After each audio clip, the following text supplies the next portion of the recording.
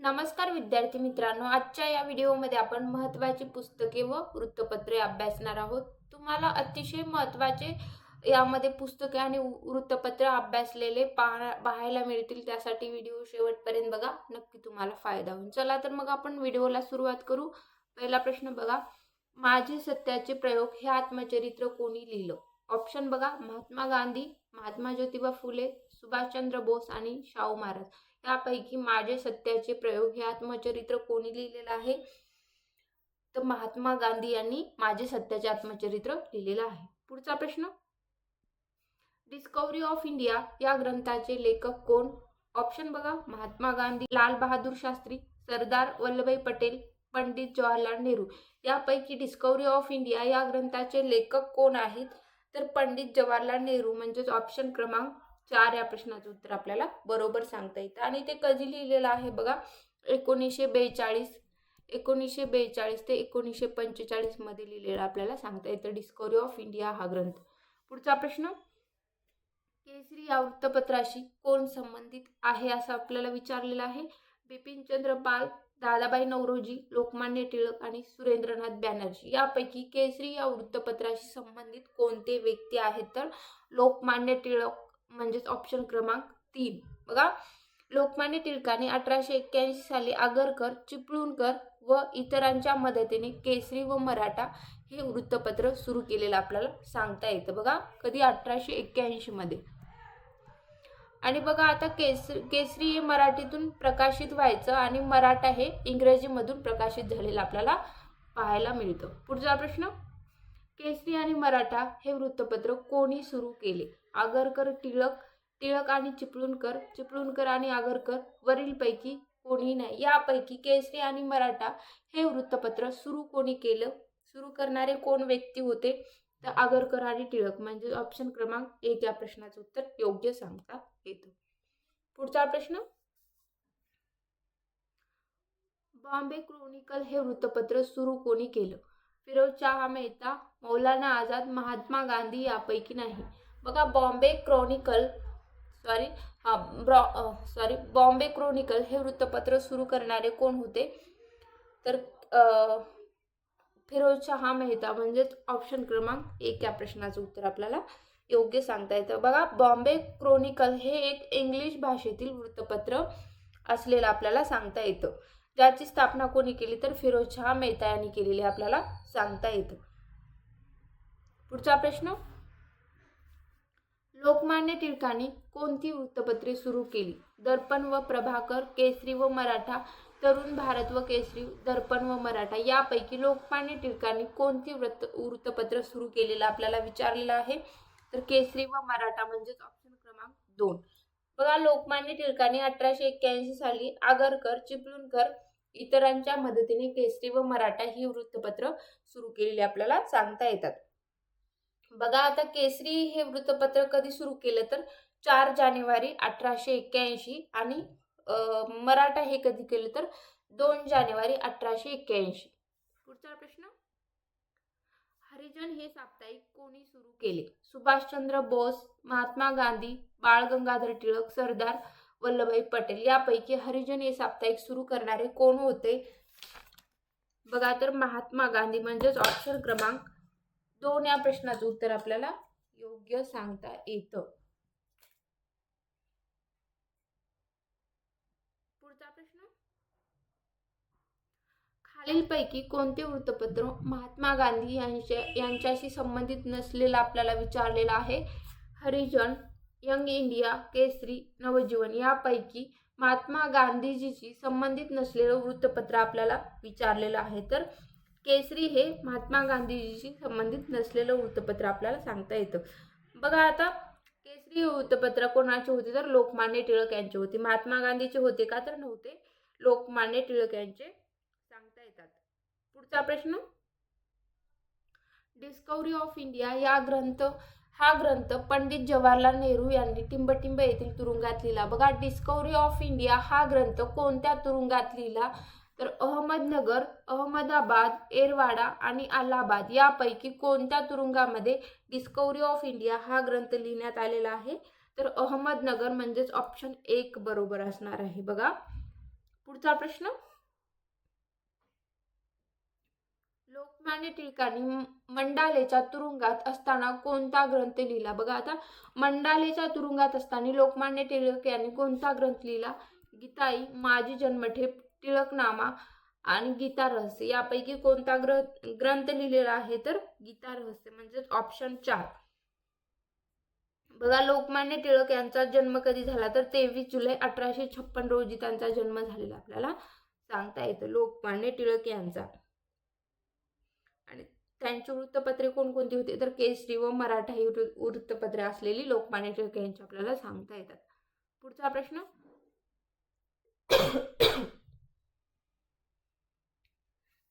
Riddles in Hinduism हे पुस्तक कोणी लिहिलं? बघा, रिडल्स इन हिंदुइझम हे पुस्तक कोणाचे आहे? डॉक्टर बाबासाहेब आंबेडकर, महात्मा ज्योतिबा फुले, स्वातंत्र्यवीर सावरकर आणि यापैकी नाही. तर रिडल्स इन हिंदुइझम हे पुस्तक डॉक्टर बाबासाहेब आंबेडकरांचं असलेलं आपल्याला सांगता येतं. पुढचा प्रश्न, हू वेअर शूद्रास हा ग्रंथ कोणी लिहिला? महात्मा ज्योतिबा फुले, डॉक्टर बाबासाहेब आंबेडकर, लोकमान्य टिळक आणि महात्मा गांधी यापैकी हू वेअर शूद्रास हा ग्रंथ कोणाचा आहे? बघा, तर डॉक्टर बाबासाहेब आंबेडकर यांचा ग्रंथ असलेला आपल्याला सांगता येतं. हू वेअर शूद्रास हा ग्रंथ डॉक्टर बाबासाहेब आंबेडकरांनी लिहिलेला आहे. पुढचा प्रश्न, दर्पण हे पत्र 1832 साली मुंबईत कोणी सुरू केले? बघा, दर्पण हे वृत्तपत्र 1832 साली मुंबईमध्ये सुरू करणारे कोण होते? लोकमान्य टिळक, डॉक्टर बाबासाहेब आंबेडकर, महात्मा गांधी आणि बाळशास्त्री जांभेकर. तर दर्पण हे वृत्तपत्र 1832 साली मुंबईमध्ये सुरू करणारे बाळशास्त्री जांभेकर हे होते. त्यामुळे ऑप्शन क्रमांक 4 योग्य असणार आहे. बघा, 6 जानेवारी 1832 रोजी दर्पण हे सुरू झालेलं आपल्याला सांगता येतं, 6 जानेवारी 1832 मध्ये. पुढचा प्रश्न, सत्सार या वृत्तपत्राचे संस्थापक खालीलपैकी कोण आहेत? बघा, आता खाली दिलेले व्यक्ती कोण कोण आहेत? भास्करराव जाधव, कृष्णाजी कानेटकर, महात्मा ज्योतिबा फुले आणि लोकमान्य टिळक. यापैकी सत्सार या वृत्तपत्राचे संस्थापक कोण आहेत? तर महात्मा ज्योतिबा फुले म्हणजेच ऑप्शन क्रमांक 3 या प्रश्नाचं उत्तर आपल्याला योग्य सांगता येतं. पुढे चला, पुढचा प्रश्न बघा, सत्यशोधक समाजाने मुखपत्र म्हणून कोणते वृत्तपत्र ओळखले जाते? बघा, सत्यशोधक समाजाचे मुखपत्र म्हणून वृत्तपत्र कोणते ओळखले जाते? तर दिनमित्र, दीनबंधू, मराठा, केसरी यापैकी कोणते वृत्तपत्र ओळखले जाते? तर दीनबंधू म्हणजेच ऑप्शन क्रमांक 2 या प्रश्नाचं उत्तर योग्य सांगता येतं. बघा, दीनबंधू हे वृत्तपत्र कोणाचं आहे? तर कृष्णराव भालेकर यांचं आपल्याला दीनमित्र हे वृत्तपत्र असलेलं सांगता येतं. पुढचा प्रश्न, मूकनायक हे पाक्षिक कोणी सुरू केले? महात्मा फुले, डॉक्टर बाबासाहेब आंबेडकर, महात्मा गांधी, महर्षी धोंडो केशव कर्वे. यापैकी मूकनायक हे पाक्षिक सुरू करणारे कोण व्यक्ती होते? तर डॉक्टर बाबासाहेब आंबेडकर म्हणजे ऑप्शन 2 बरोबर आपल्याला सांगता येतं. पुढचा प्रश्न, बाळशास्त्री जांभेकर यांनी मराठी भाषेतील टिंबटिंब हे पहिले वर्तमानपत्र सुरू केले.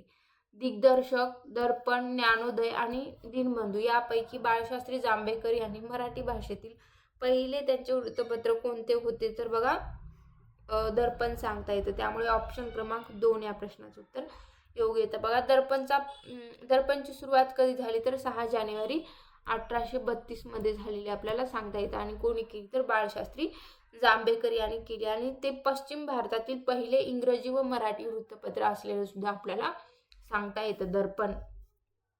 पुढचा प्रश्न, बहिष्कृत भारत हे पत्र सन 1927 मध्ये कोणी सुरू केले? डॉक्टर बाबासाहेब आंबेडकर, स्वामी विवेकानंद, महात्मा ज्योतिबा फुले आणि महर्षी धोंडो केशव कर्वे. तर बहिष्कृत भारत हे पत्र सन 1927 मध्ये डॉक्टर बाबासाहेब आंबेडकर यांनी सुरू केलेलं आपल्याला सांगता येतं. बघा, ते वृत्तपत्र 9 एप्रिल 1927 मध्ये चालू केलं. 9 एप्रिल 1927 मध्ये बहिष्कृत भारत हे वृत्तपत्र सुरू केलेलं सांगता येतं. आणि कोणी केलं? तर डॉक्टर बाबासाहेब आंबेडकर यांनी. पुढचा प्रश्न, ग्रामगीता कोणी लिहिली? संत गाडगे बाबा, विनोबा भावे, संत तुकडोजी महाराज आणि लोकमान्य टिळक. ग्रामगीता लिहिणारे कोण होते, कोण व्यक्ती होते, तर संत तुकडोजी महाराज. म्हणजेच ऑप्शन क्रमांक 3 या प्रश्नाचं उत्तर आपल्याला बरोबर सांगता येतं. बघा आता संत तुकडोजी महाराजांचे पूर्ण नाव काय होते, तर माणिक बंडोजी इंगळे हे त्यांचं पूर्ण नाव आपल्याला सांगता येतं, संत तुकडोजी महाराज यांचं. पुढचा प्रश्न, बुद्ध अँड हिज धम्म हा ग्रंथ कोणी लिहिला?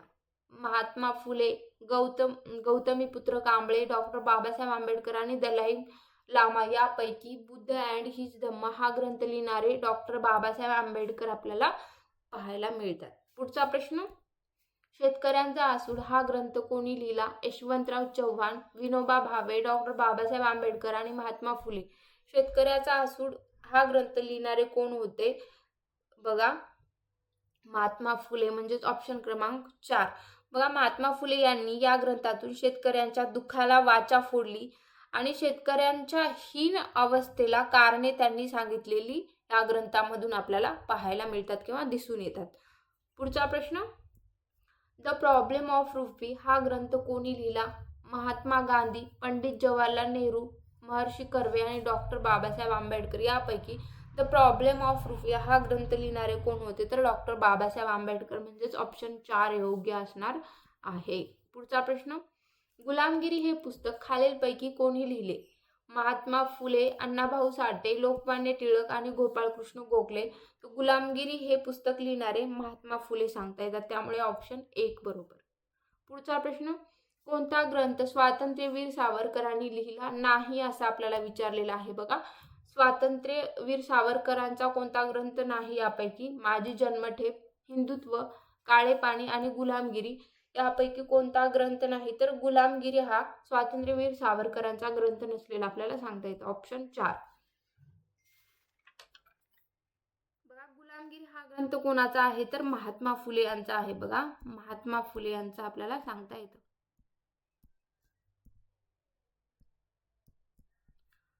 पुढचा प्रश्न,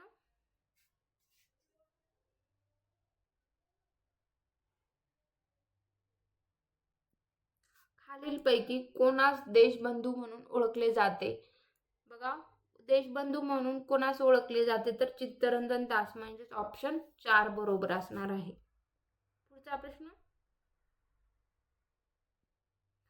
संपत्ती वहन किंवा गळतीचा सिद्धांत कोणी मांडला? बिपिनचंद्र बोस, नाना शंकरशेठ, दादाबाई नौरोजी आणि डॉक्टर बाबासाहेब आंबेडकर. तर दादाबाई नौरोजी यांनी संपत्ती वहन किंवा गळतीचा सिद्धांत मांडलेला आपल्याला सांगता येतं, ऑप्शन 4 बरोबर. पुढचा प्रश्न, इलियड व ओडिसी या महाकाव्याची रचना टिंबटिंब यांनी केली. कोणी केली, तर होमर, सॉक्रेटिस, पिंडार का सोफोक्लिस. यापैकी इलियड व ओडिसी या महाकाव्याची रचना होमर यांनी केलेली आपल्याला सांगता येतं. बघा होमर हे ग्रीक महाकवी होते. पुढचा प्रश्न, खालीलपैकी कोणता ग्रंथ ज्ञानेश्वरांचा नाही असला असं आपल्याला विचारलेला आहे? ज्ञानेश्वरांचा ग्रंथ नसलेलं विचारलेलं आहे खालीलपैकी. तर भावार्थ रामायण हा ज्ञानेश्वरांचा ग्रंथ नसलेलं सांगता येतं. तर ते कोणाचा आहे, तर संत एकनाथाचा असलेला आपल्याला सांगता येतं. संत एकनाथ यांचा भावार्थ रामायण हा ग्रंथ आहे. आपल्याला इथं नसलेलं विचारले, त्यामुळे ऑप्शन 4 बरोबर. पुढचा प्रश्न, टिंबटिंब या विचारवंताने द प्रिन्स या ग्रंथातून राजनीतीचे वास्तववादी विवेचन केले आहे. बघा कोणाचे केलेले आहे, तर मॅकियाव्हेली. बघा मॅकियाव्हेली. म्हणजेच ऑप्शन 1 बरोबर असणार आहे. पुढचा प्रश्न, तर आजच्या या व्हिडिओमधले प्रश्न कसे वाटले नक्की कमेंट बॉक्समध्ये कळवा. धन्यवाद.